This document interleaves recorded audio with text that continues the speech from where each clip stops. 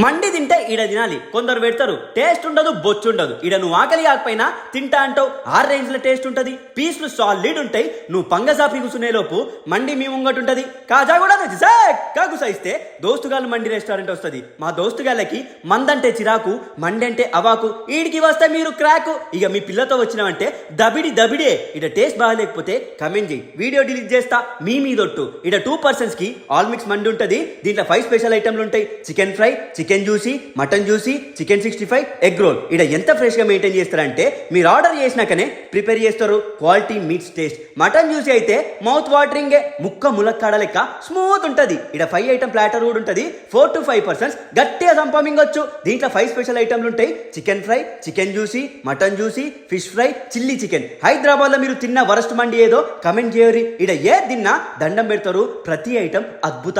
మీరు బయట మండిలతో కంపేర్ చేసుకుంటే ఇడ రేట్లు తక్కువ,